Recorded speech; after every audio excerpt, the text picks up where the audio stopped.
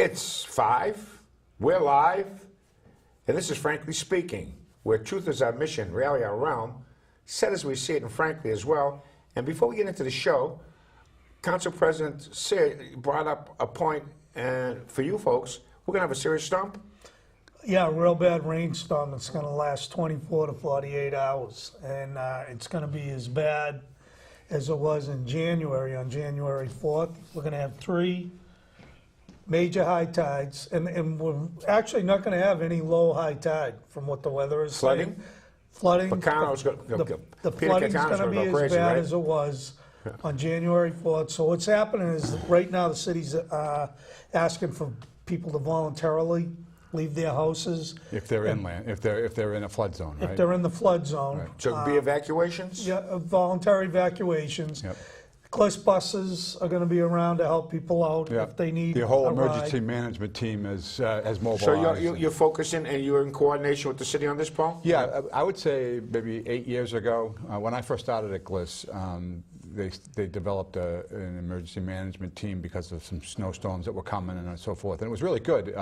And we asked to be on it because we felt that the issues involving seniors and people with disabilities, we might be able to participate and help. And we get brought in whenever these are happening. People can call GLIS if they're elderly, if they're in trouble, or how does it work? There's a central number that you would call for any issues. If you see down power lines, if you see anything like that, and you want to get the city to respond to it, there'll be those numbers to call.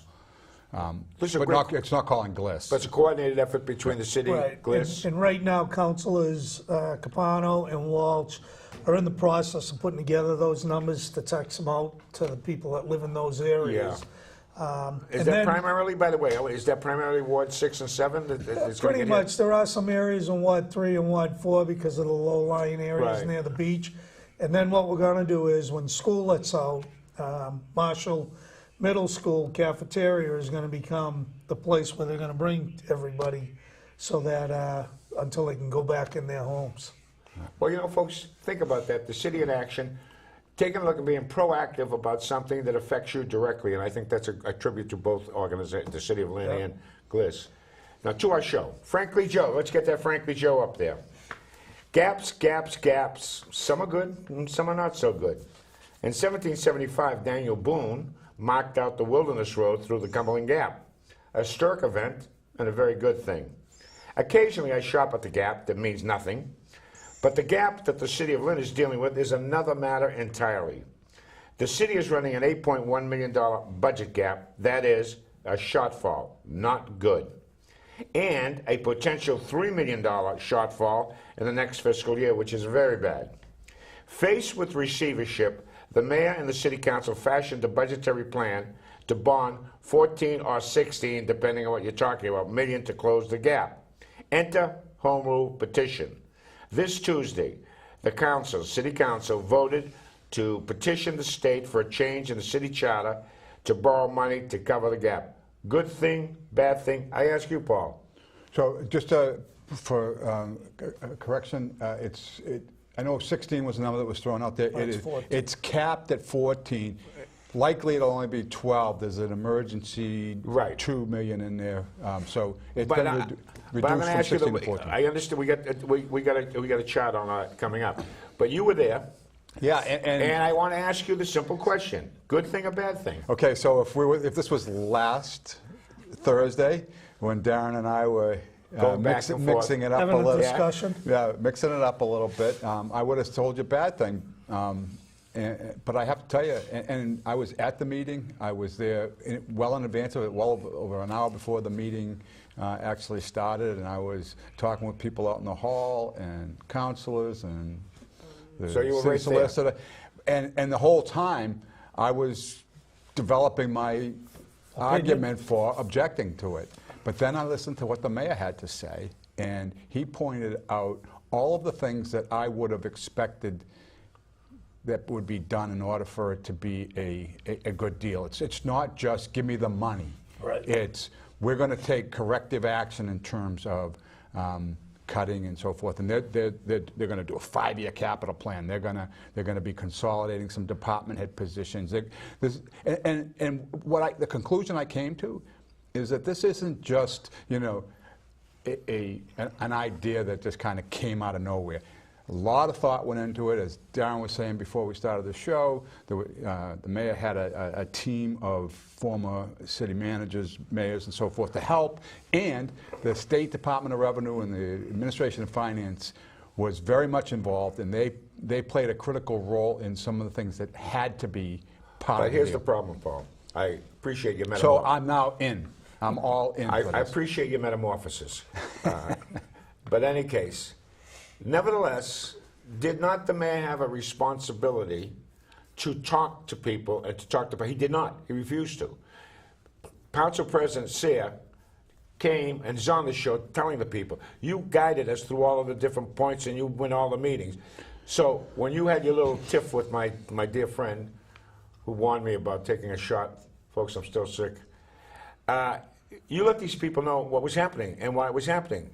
So are you satisfied? That's the question. Are you satisfied with where you're at now? Yeah, very satisfied. I can somewhat speak for the mayor, though. He's been extremely busy, and his team of people, meeting with DOR, meeting with the governor. He was meeting with him all last week prior to putting the final home rule petition together, and we had to make 4 different amendments to the home rule petition to satisfy the state. Well, 2 of them we had to do, and 2 of them Look, some was of to them were critical, satisfy by the way, yeah. the voters. One of them was we put in what they call a stability financial officer, someone who is going to be working with us on the budget for the next 10 years, that works in the DOR, overseeing all the transfers. Who pays for him?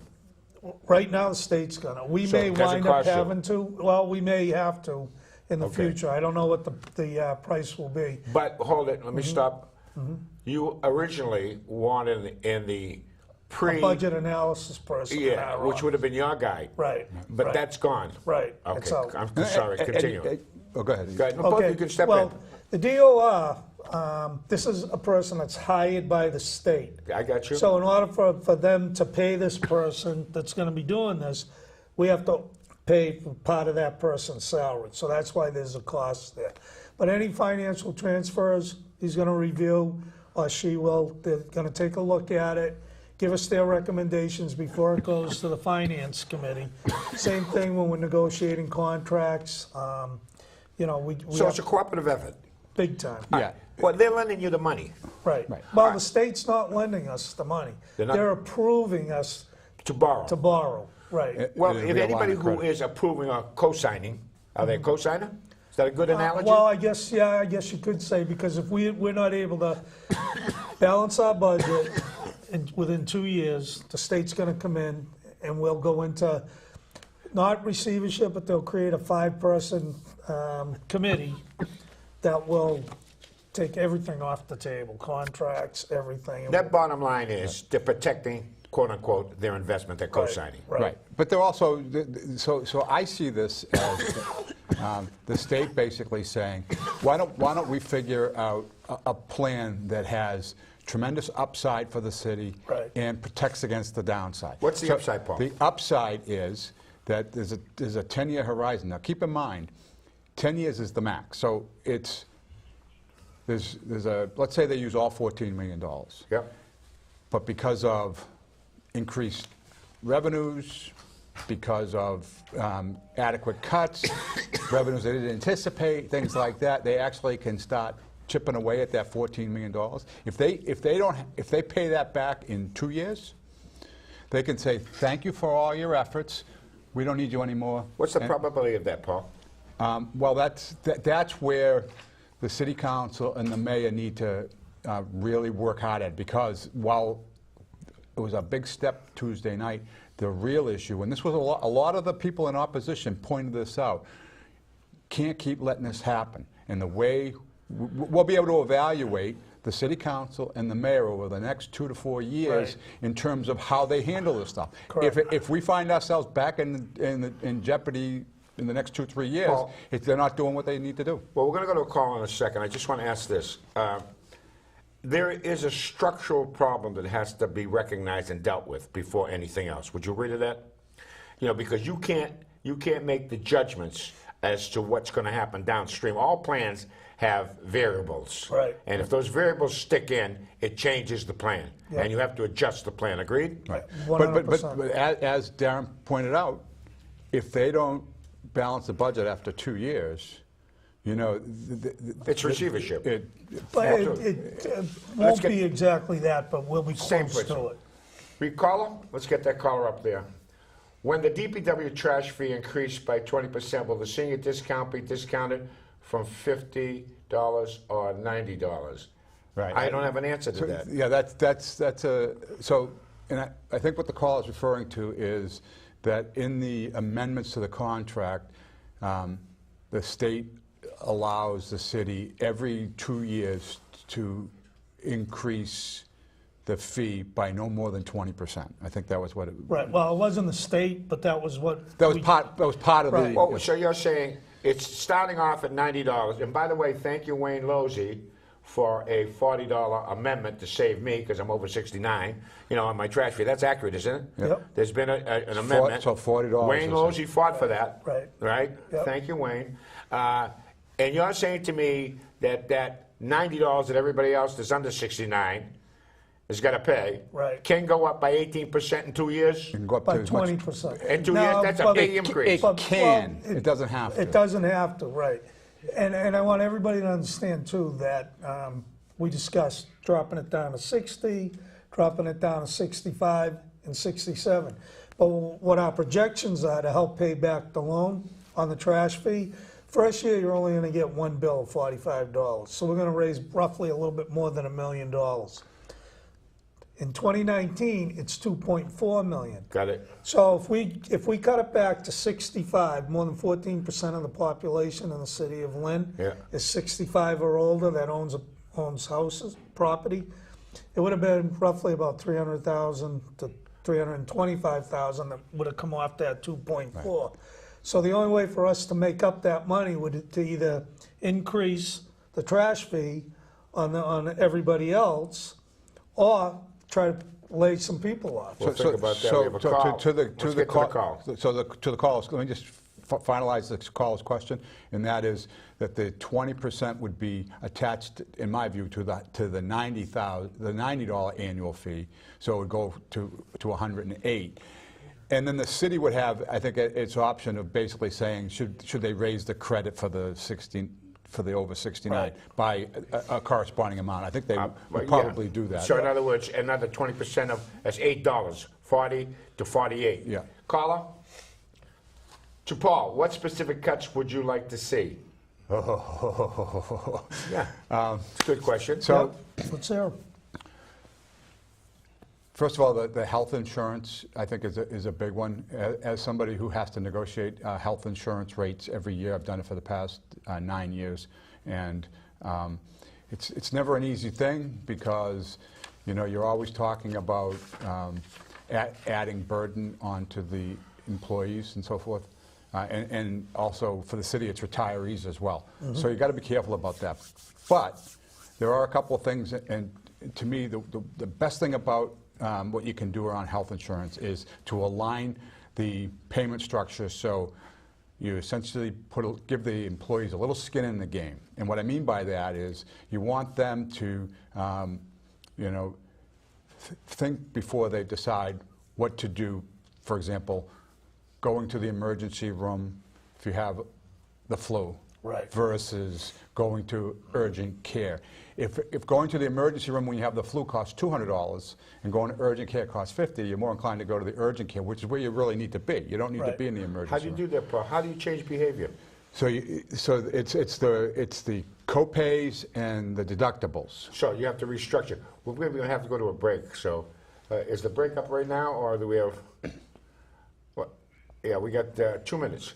And there's another piece of this. Okay. And then there's also the city, the employees currently contribute 17% to the premium. So they're gonna have to pay more. And they may that might be part of it. And I would argue that if you increase the amount that the employees pay Yeah. as a percentage, and you did that aligning of the premiums and the Yeah. co-pays and the deductibles, you might actually be able to reduce the premium substantially without having a substantial But increase on the employees. in effect, that's a tax on the employees. No. Of course it is. If they're paying more for their health insurance, that's less money coming out of their. Well, it Yeah, brings them net. more into line with what other people are paying, and the union Well, has that's true. been. But it may be so. But the point of the matter is, the city employees Right. are going to realize a bite in their net Right. pay. Right. And they've been sitting at the table with us, so they're aware of situation. Yeah. And they know, and they have a pretty good deal. Well, they do, but it's changing. Right. We got to go to break, and when we get back, I want to feel that pain. It's going to be up there. Stay tuned. Welcome to Lynn Community Television, your local media center. Here, we have great resources and staff to help create your own content. Hi, I'm Jim Carrigan, host of The American Dream. I'm also a member of Lynn Community TV, and I want to encourage everybody out there who's not a member of Lynn Community TV to join the group. We have a lot of fun down here. The studio is new and it's in fabulous Things condition. provided to our members are state-of-the-art studio, video and audio equipment, editing space, and a full-on training session with a staff member. I've been involved in access television for over 20 years.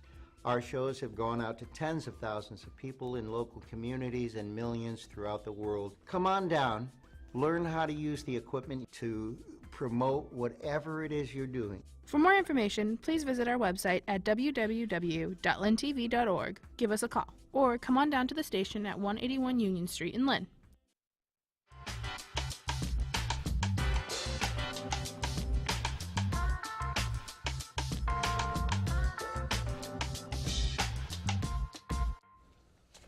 And we're back. Let's feel some pain here. Throw that up if we can. I have You some hear more that? cuts. Don't you want some more cuts? What was that? Just look at this, Paul. That's what we taxpayers are feeling, okay? Now let me, folks, our number here is 781-780-9460. For all of the folks you were talking about, as I was scanning the item the next day, there were a lot of folks opposed to this that spoke against it. And those are the folks that are talking about feeling pain. I want to just go down this quickly for you guys to comment on, because there was a before and an after. All right, before this Tuesday, the one that you went to, 16 million allowed, the city was allowed to borrow over 10 years. That's accurate, right? Yep. A $90 annual trash fee was to be put in. They wanted to create a city council budget analysis, remove voter approval for borrowing more than $4 million, and elevate the city council secretary to a level 1 position. Is that correct? Correct. Now here are the changes. Yep. All right, the changes are, it was reduced to 14, as you pointed out, Paul, correct? Yep. And it's still over 10 years. Yep. Because of Wayne Losey's amendment, I get a 40% discount. $40. $40. Very good. If you're awake, I want to make sure you're More awake. than here. 40%, so. Well, yeah. Very good. I like this 44. guy. And then the elimination of the residence requirement for the superintendent of schools as chief financial officer, and I want you to tell me why that's the case. Yep.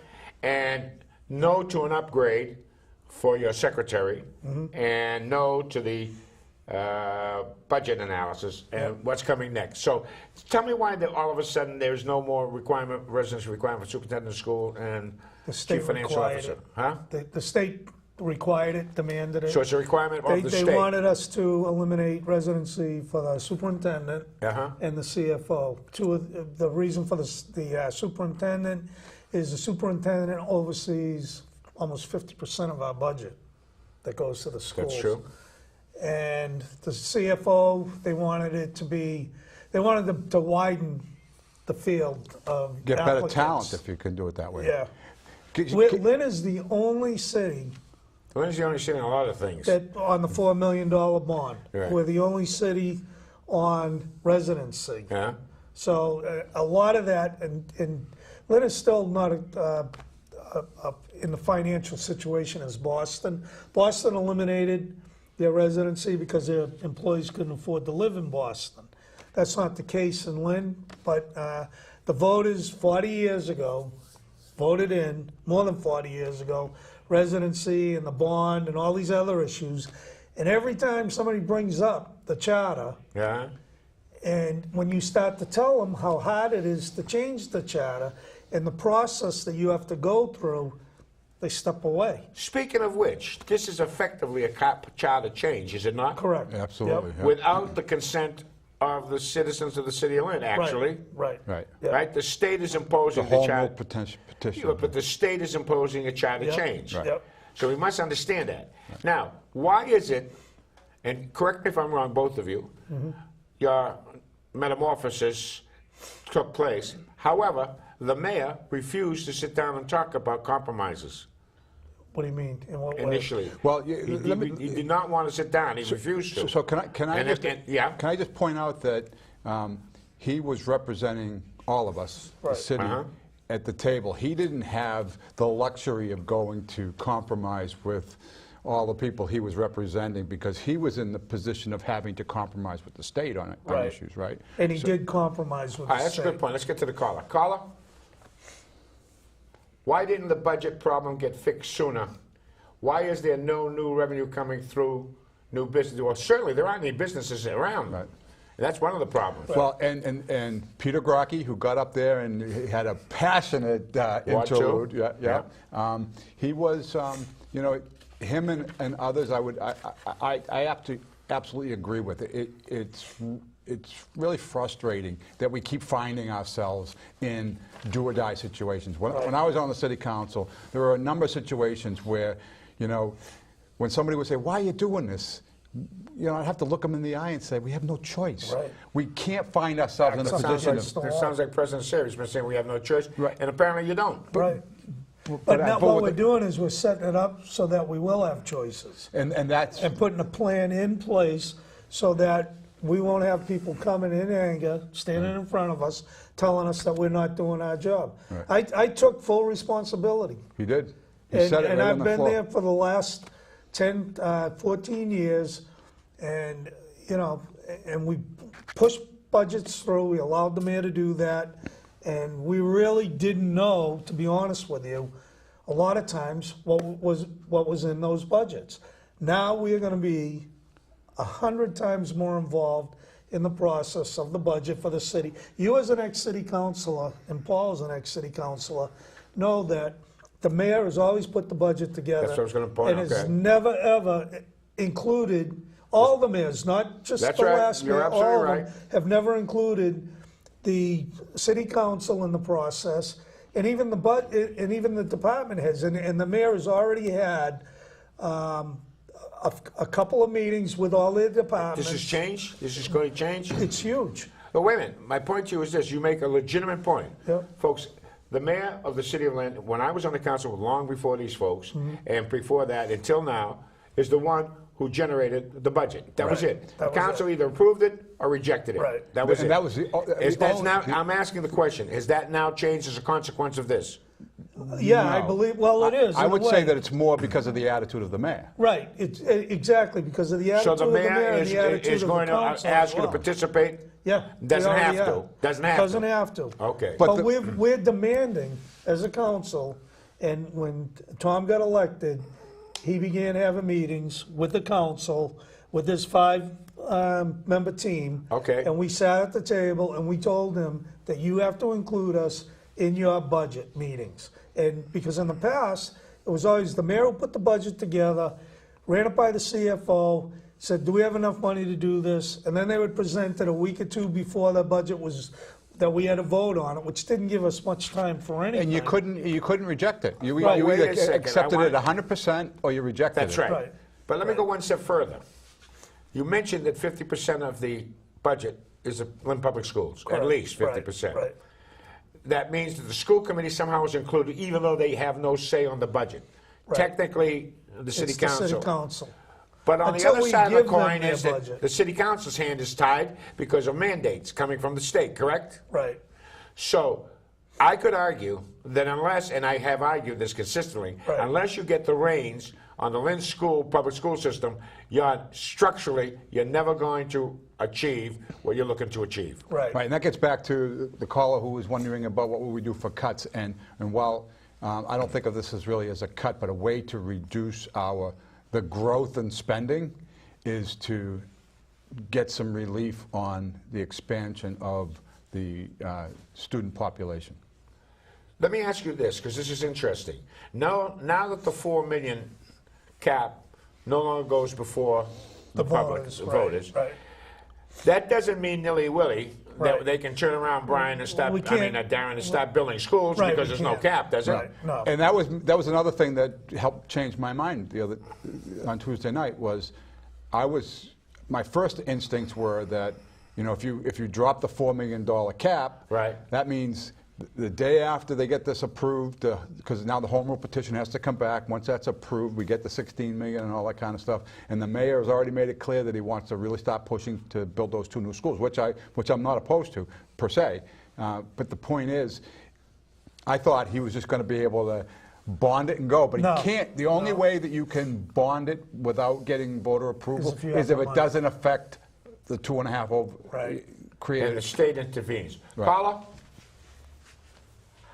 Are the meetings held in private between the city council and the mayor? Are they public meetings? If not, should they be? Good question. So open meeting laws require that you can't have 6 councilors in a meeting together. So Right. if the mayor is having budgetary meetings that he includes, let's say, the president, Darren, and maybe the chairman of the finance committee or something like that, it would be them too. And I think those are the in private type meetings. I That's understand that, appropriate but in private. She probably understands that too. Right. But that's not the question. The essence of the question No, is, the should budget that meetings. be transparent? It is. Rather than opaque. It is, because when we, in the past, when we did our budget hearings, Okay? and we would only get the budget a week or 2 before the budget had to be voted on, Right. we're supposed to sit down and have a public hearing where the public can come in and the mayor, and they can sit there and the mayor is supposed to explain to the council their budget.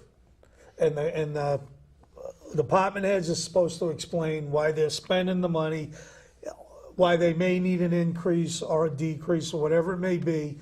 And the public has a right to get up at those meetings and voice their opinion, whether or not they feel as though we should vote in favor of that. Now, there are consequences if we don't vote for the mayor's budget at that time, that we go into a 1/12 budget each month. Continuing resolutions. Means, right, which means layoffs and other things. So- And let me just Yeah. add to that. So and I think this is an important thing that the residents of the city of Lynn need to understand is the 6 years that I was on the city council and any budget hearings that I've been to since then, you go there and all the department heads come in, like you said, and they basically say to the council president and the council, look, we're getting a 3% increase, and we're putting that because we want to buy a new fire truck or whatever it is. You know, Right. they kind of go through their exercise. And if you are at the podium presenting to the council president and you look behind you, you'll see the reporter from the item. You'll see a couple of people that show up at every meeting, and then maybe 5 or 6 other people in the room. And that's it. That's it. Right. So if you want, if residents want transparency, it starts with them showing more interest in the budgetary process. Right. That's Paul, key. Paul, that's why, frankly speaking, is alive and well. Because we're trying to do that. And I thank and I applaud the council president for being here every week, facing the folks with the hard questions. Doesn't back down. No. This is the whole purpose of this show, is to get those folks involved and know what's happening. Right. I was happy to see that both of you talked about an impending storm. That's good information that I wasn't aware of, and I'm pretty up on stuff. We have a lot of issues that are coming through the city through here, and I think I hope you folks appreciate what we're trying to do. And by the way, I never hear 781-780-9460. I want to move on because you have a public hearing coming up on March 27th, I believe. Yep. And what has happened is, if we can throw this up, Pedro, we have pot parlors. Is that what we call them now? Pot parlors. Now, the state law says that you can legally buy, sell, and consume marijuana recreationally now. Correct. Nothing you can do about it. Right. But the issue becomes zoning, because Lynn has been allocated 8 locations for this. Right. Package stores, etc. Yep. And so there'll be a public hearing on March 27th, folks. You need a 2/3 vote of the city council to affect the zoning changes. whatever Right. zoning changes Yeah. become. That's the difficulty, and I believe you have until April 1st to do it, because that's when the applications go to the state Right. to open in July. Correct. Yep. That's a task and a half. It sure is. Yep. So, and we're up for it, to tell you the truth. It's kind of funny when you think about it, because during the whole process on the medical marijuana Yeah. Fight. every ward councilor basically said, not in my ward. Right. And poor Peter Capano was, saddled with... It was rammed down Peter's throat. Right. It was. And now they're going to put one in every ward. Yep. Well, you can laugh about it, but here's the thing that bothers me. We're a country that has an opioid crisis. Problem. How anybody can even think of opening up marijuana places where, like a bar, where you can go in and smoke up a storm and and it's legal now, and then it's not regulated, nobody knows the consequences, and it's a gateway to opioids. Yep. I mean, And- it's and insanity. Here's the most amazing thing, is that Lynn was one of those communities where over 70% of the voters voted in favor Wow. of recreational pot. And I guarantee you that probably 90% of the residents in the city will be opposed to having a pot parlor Anywhere in their near their house. Of course. Right. So the councilors right now are faced with, excluding Peter Capano, because he already has 2 in Ward 6. So all the other councils are looking at their wards, trying to figure out a place to put it. And there are a lot of issues already that are coming up. One is that if you have a commercial space and there's residential above it, how could you allow people to be in there smoking pot when you may have seniors, elderly people, or kids living in that building, and that pot is, Hey, you know. I don't know if you guys notice this. Maybe you folks at home notice this as well. It seems to me I can be driving down the street now, and it comes right in through I smell it a lot all the now, time. And because before it used to be there was at least a little bit of an effort to kind of hide it, but now I smell it all the time. Yep. So the city is going to be high as a kite? Is that what you're trying to tell me? Well, but I mean, and the funny thing is, and it's not funny, but people talk about the revenues that we're going to get off of it. I also saw on the news today that the Supreme Court right now is looking at legalizing gambling across the country, that you'll be able to open up a gambling. It's never been a federal offense. No, I That's know, why I but don't know well, about gambling. they're talking about allowing all types of gambling in bars and places like that. But you know what? It's illegal federally to smoke Sports- marijuana. I'm sorry, it's sports betting. Okay, that's different. Sports betting. Right, is just what it sports is. betting, right. But So- we got to go to a break, and we'll be back with marijuana. Yep. Getting high.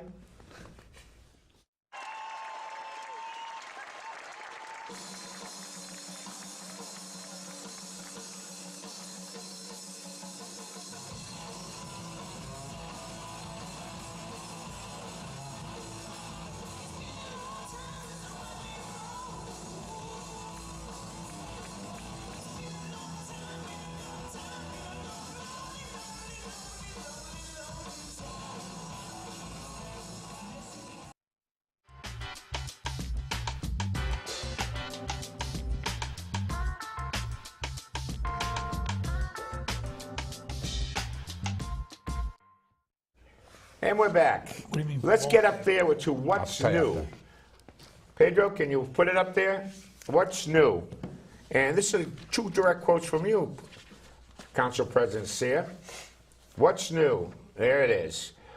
We have no choice. Once it goes into effect, every city and town, if you don't have zoning restrictions, they, meaning licensees, can go anywhere where they can find a commercial spot. That's your quote. Correct. That's dangerous, isn't it? It's extremely dangerous. That's why we have about less than 30 days from today to put together zoning in the city of Lynn as to where these are going to be able to go. Not only, right now, we're going to put a number on that there can only be 8 in the city. If we don't put the zoning in there could be 20, 30. I thought, Seriously? didn't the state... It's a percentage of how many bars that you're required, Yeah. that you have to do. Right. But you could go. Oh, okay. It's 20% above of that. 40. Right. That's what I understand. Caller, tell me why the excise bill every year is the same when the cars depreciate every year. Who's kidding That's you? not true.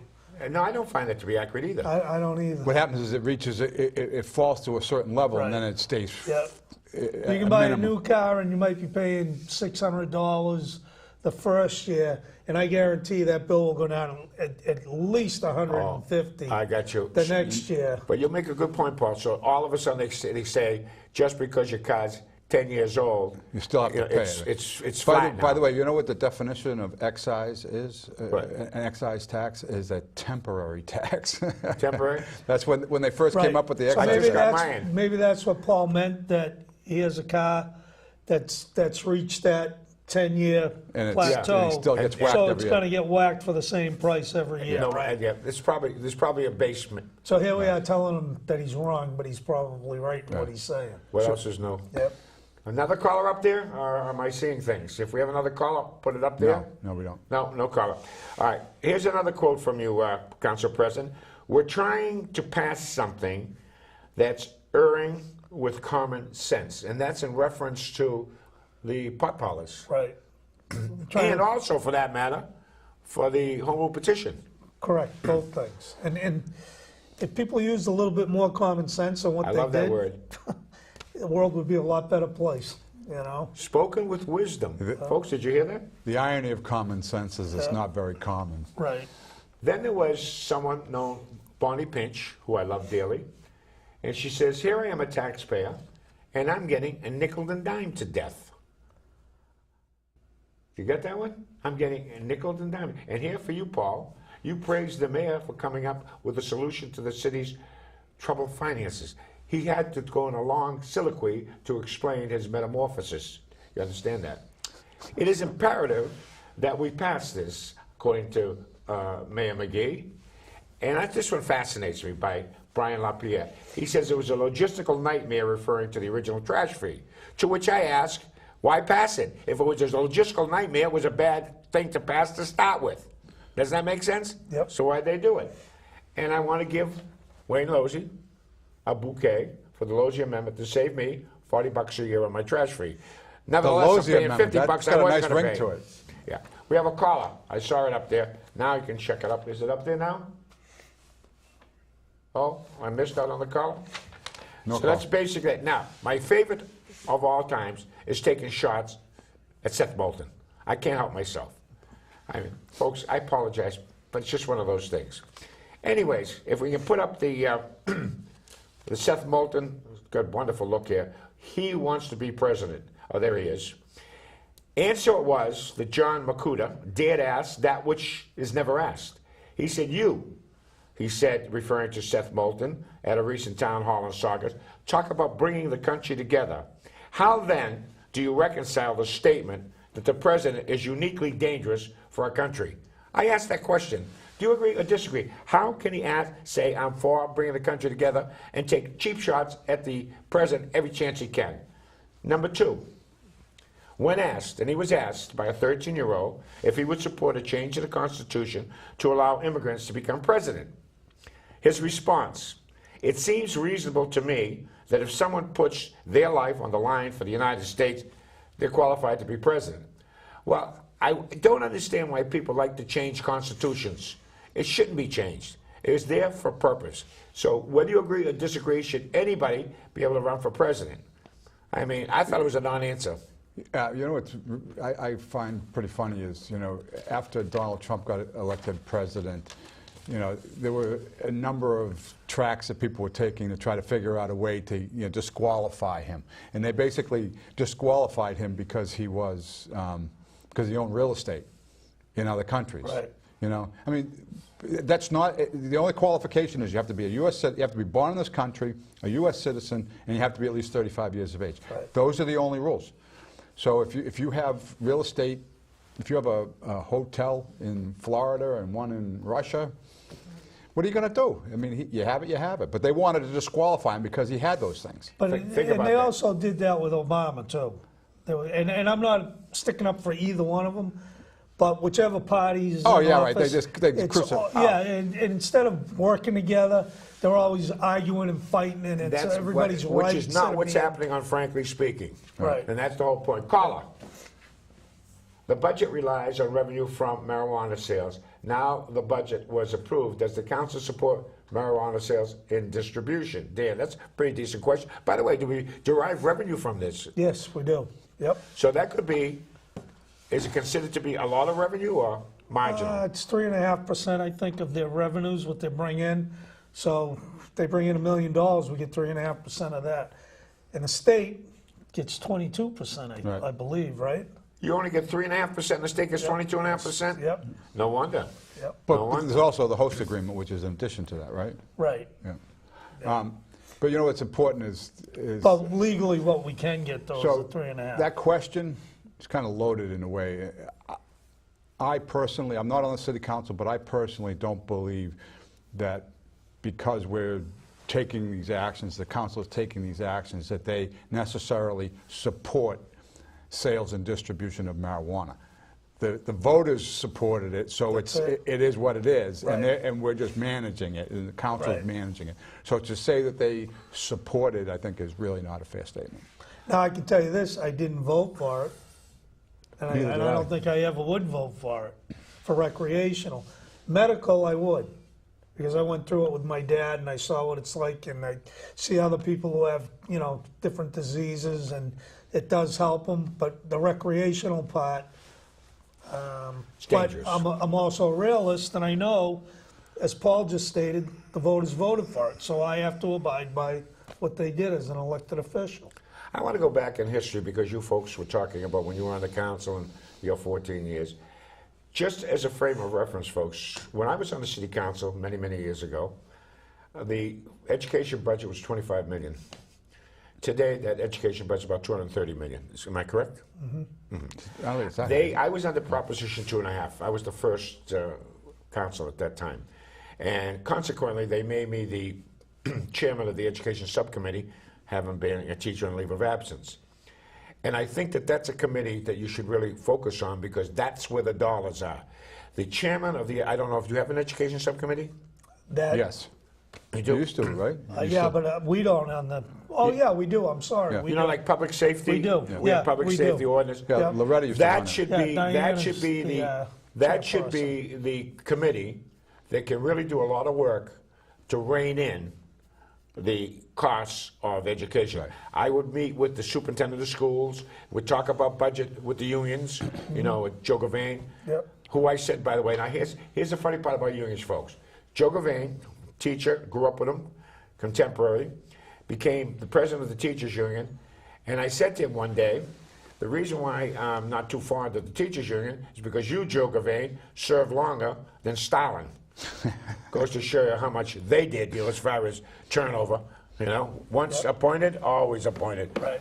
Dangerous. Well, you know, and getting back to the whole idea of trying to be financially responsible and recognizing that the city council votes to approve the mayor's budget, right? And then you called it the 230 million or whatever the number is.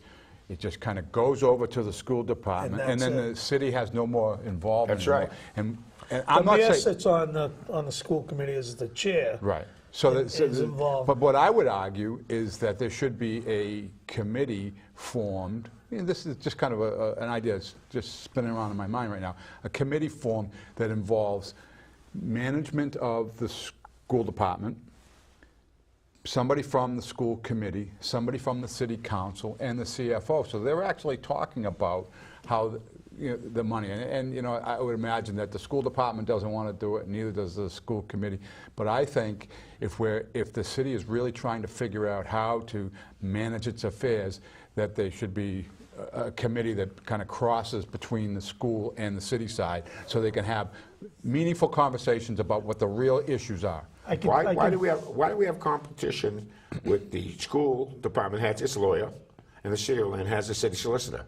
They would seem to be at odds with each other, wouldn't they? They wouldn't communicate, would they? Well, because they they're are representing different communicating now. interests. Yeah, and you're right, but in the last year and a half, 2 years, the relationship between the school committee and the council has gotten a lot better, and we do have meetings. I'd like to do it a lot more than we do. I've actually spoke in front of the school committee a couple of times. There were school committee members that were sitting in the audience the other night.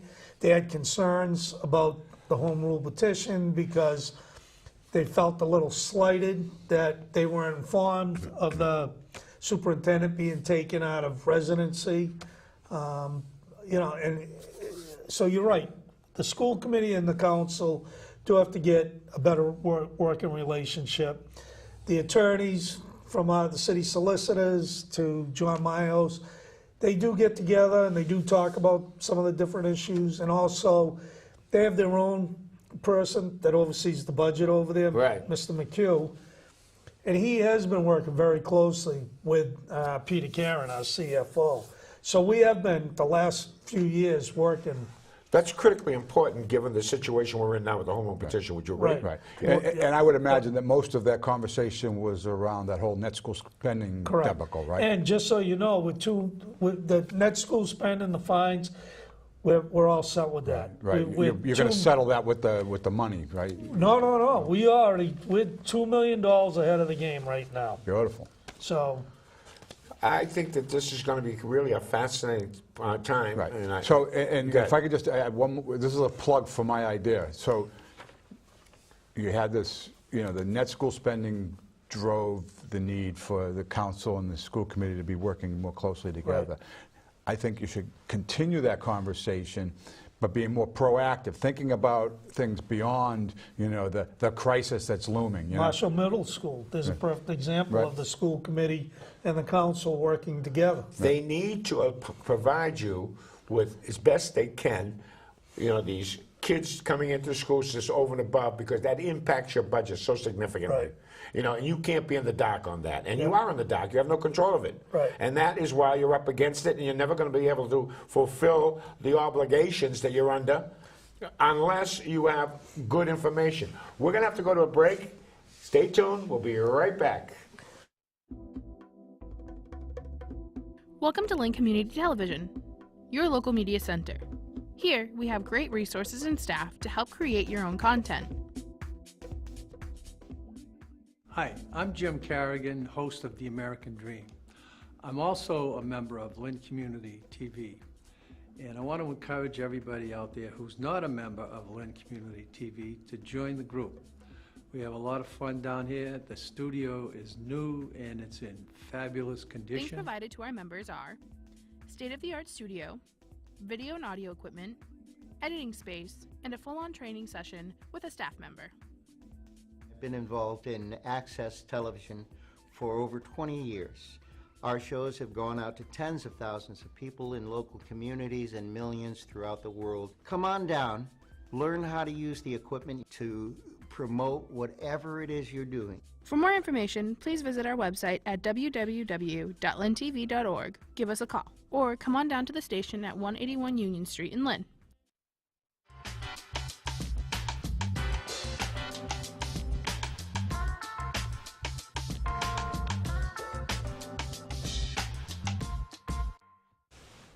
And we're back. Our number here is 781-780-9460. And by the way, thank you for all your comments. This is comment time.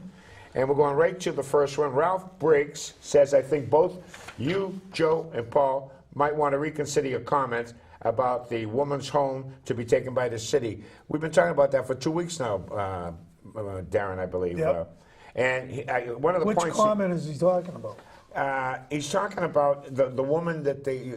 I know he's talking about, but which comment? I don't know. He says if taking drugs, the rationale for if taking drugs out of the neighbor needs to have houses destroyed, his point is half the city should be taken down. Well, but it's not even just the fact that there's someone in there taking drugs and overdosing. Yeah. There are drugs being sold out of that location as well. So Okay. there's a lot more. To it than meets the eye. Exactly. Sure. And as I stated 2 weeks ago, there's 3-4 pages of police reports, one-line police reports through all those pages. So there's quite a bit of history at that. And by the way, congratulations for being proactive. Down in Florida, they got all kinds of information, never acted upon it. And you know what the result was? Okay. Similarly, Right, if you don't do the type of thing you're talking about, you're going to have a negative result. Yep. So congratulations for being proactive. Thank you. And I like this one because on this comment, 4 people responded when I was asking about Superintendent of Schools, Judy Flanagan, Kennedy Flanagan, or Flanagan Kennedy. Which way does it go? I get confused. Any case, Tim Fenton thinks it's an excellent choice. Homegrown hire. Greg Haas, Hugh, fan of the show, but not of her. I'm glad you're a fan of the show. Ralph Briggs, head of schools would be the best. He likes the idea. And Christine Brown, she said she would be better than what we have.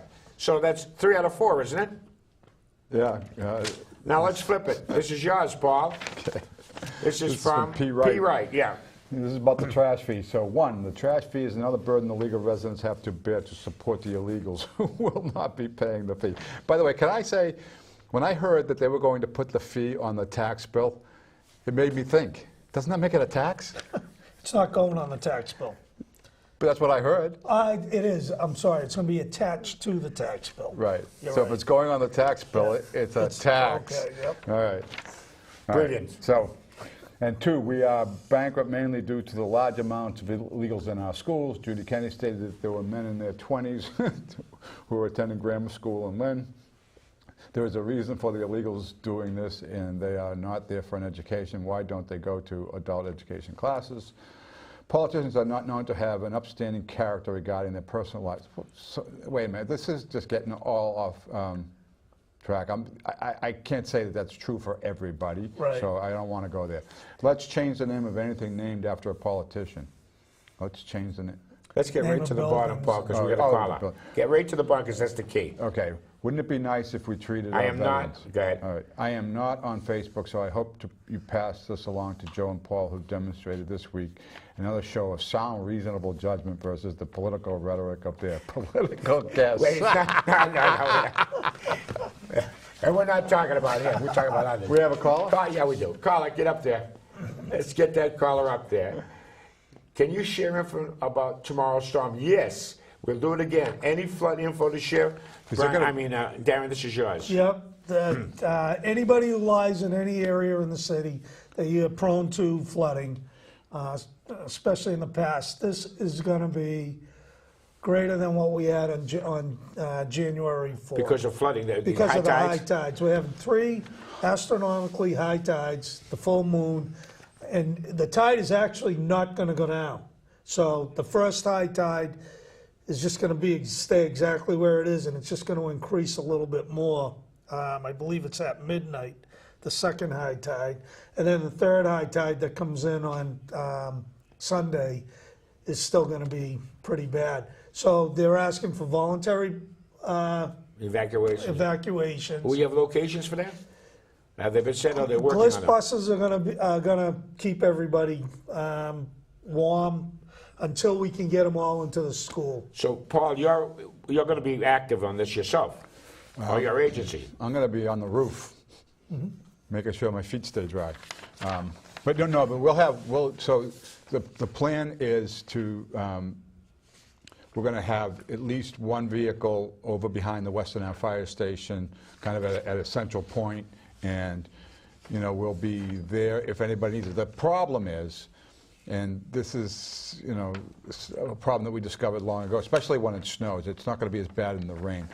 But when you have all this flooding and so forth, it's not easy for vehicles to get around. That's a and good these point. are vans, Yep. and if we try going down a street like Alley Street with 2 feet of water in it, it's just going to die. So, Right, so if you're gonna evacuate, where you should go is to the parking lot behind the Western Ave right, fire and station. then they can move you from there. Right. And you can park Paul, your vehicle there. get to Malcolm Mitchell. He always has great things to say. Hi, Joe and Paul. After seeing our new mayor and city council in full action last night concerning the home petition, I have come sadly to the conclusion that our city has reverted back to the old political BS. Okay, this is Malcolm, Bo. Our mayor and council have shown it.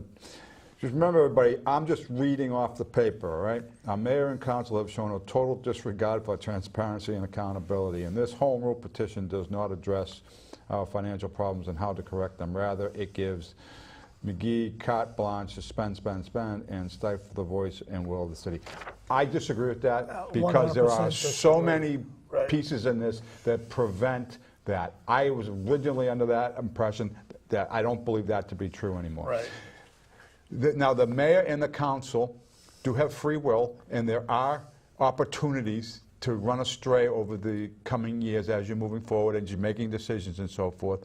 I'm hoping that we'll keep a good eye on you and you guys will be mindful of the need to be fiscally sound, and things will be great as a result of it. So You are going to have a lot more eyes on the budget from the start, from the city council to the stability financial officer that they're appointing. I think I've met the person, and he's very, very talented. right. And while this is only just one last thing on this, and this was conveyed to me the other night, I think you've repeated it today, it's an advisory position. They're not telling you what to do. Right. They're going to say, this is our thoughts and ideas on how to handle it. Yep. Now, how that is important in terms of kind of being a watchful overseer is not so much that they can tell you what to do, is that they can keep an eye on what you did and, report back. And Restate what you just said, Paul, because the truth of the matter is they can tell you what to do. They control the purse string. This is, the truth of the matter is we're on receivership light. yes. Well, we're not, though, because the difference between the receivership part is we're borrowing the money, we have to pay it back. When a city goes into receivership, the state gives them the money, and what they do is they Impose. how they're going to This is spend kind of it. like purgatory, So, right? Correct. Right. That's a Right. good point. That's it. So That's what where we're happens at. is that if in fact you violate any proviso, Yep. you go into receivership. Is Right. that We correct? have, we have Yeah. 2 to 3 years to Right. fix the problem. As Paul stated earlier, I mean, this is a good way to measure how the council and the mayor perform. And I don't think any other council or mayor Yeah. has been in the position that we are in right now. Yeah, it's actually good for you, if you think about it, right? So, and this was always my frustration when I was on the council. So I would say, let's do a 5-year plan, right? Yep. And Chippa, I thought he was a great mayor, but he says, I'm only looking to the next election. Right. And the councilors, we're in a 2-year cycle, so we're only looking a year and a half down the road. When you're talking about making long-term decisions that are in the best interest of the city, you can't really think long-term because of this. Now, in this case, we're thinking, or the council and the mayor have to think about the short, medium, and long-term as part of a 10-year strategy. Right. And they'll be measured on it. And we, this forum, as well as the state keeping an eye on things, will be able to really keep an eye on We're things. up against it, going to have to wrap, but I have to say one thing. You've been consistent in talking about one of the things that you echo all of the time is long-term. You talk about your kids, your grandkids. You don't Yep. talk about today. You talk about 10, 15 years out. Right. And the On new that- mayor is talking about that, too. Very good. We have to wrap it. I hope you enjoyed our show. We'll be here next Thursday at 5 live.